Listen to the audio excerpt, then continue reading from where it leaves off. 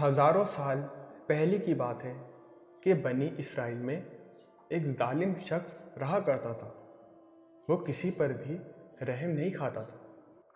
لوگ اس سے بہت خائف رہتے تھے، تاہم کسی میں جرأت نہ تھی کہ اسے کوئی ترچھی آنکھ سے دیکھ سکے۔ وہ شخص جس راہ سے گزرتا، لوگ وہ راستہ چھوڑ دیتے، مجبوراً اس کی عزت کرتے، اس کی تعریف کرتے کہ وہ کہیں کسی بات پر ناراض نہ ہو جائے، کیونکہ جب وہ کسی سے ناراض ہو جاتا تو وہ فوراً اس کو قتل کر دیتا تھا۔ وہ شخص معمولی باتوں پر 99 آدمی قتل کر چکا تھا، یہاں تک کہ اس کا دل مزید قتل اور برائیوں سے اکتا گیا تھا۔ وہ کسی راہب کے پاس آیا اور پوچھا کہ میں نے 99 قتل کیے، اب اگر میں توبہ کرنا چاہوں تو کیا میری توبہ قبول ہو جائے گی؟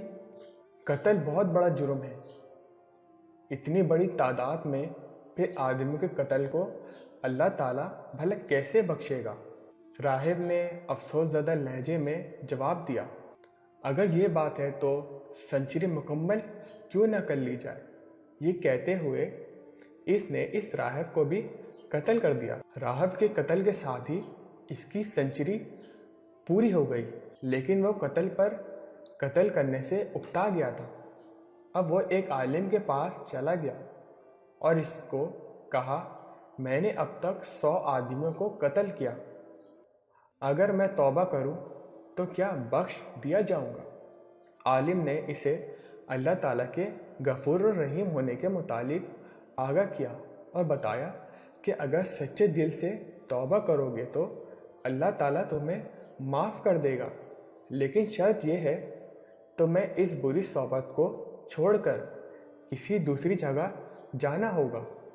عالم نے اسے ایک گاؤں کا پتہ بتلایا اور ہجرت کرنے کی تلقین کی۔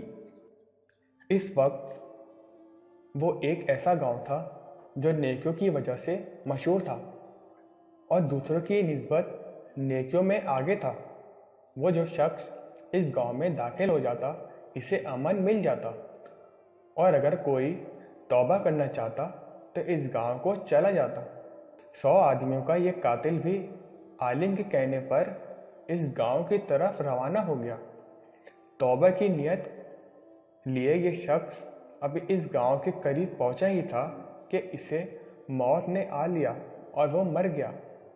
موت کے بعد جنت اور دوزخ کے فرشتوں کے درمیان تکرار ہو گیا، جس میں رحمت کے فرشتے اس بات پر واجب تھے کہ اس شخص نے توبہ کی نیت کر لی تھی اور اب توبہ کرنے کے لیے ہی اس گاؤں کی طرف چلا آ رہا تھا کہ راستے میں فوت ہو گیا۔ عذاب کے فرشتے کہہ رہے تھے کہ 100 آدمیوں کا قاتل ہے اور ابھی اس نے کوئی نیکی نہیں کی، لہٰذا اس کی روح کو ہم اپنے ساتھ لے جائیں گے۔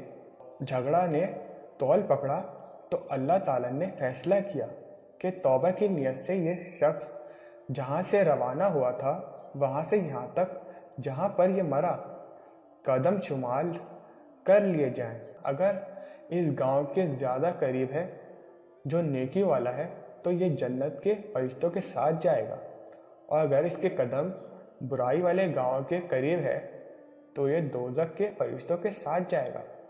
جب فرشتوں نے قدم شمار کرنے شروع کیے تو وہ شخص نیکی والے گاؤں کی طرف تھا۔ اس شخص کی توبہ قبول ہو چکی تھی، چنانچہ اس کی روح کو رحمت والے فرشتے ساتھ لے گئے۔ پیارے بھائیو، اللہ تعالیٰ قہار اور جبار ہونے کے ساتھ ساتھ رحیم اور غفار بھی ہے، سچی توبہ کرنے والوں کو بخش دیتا ہے۔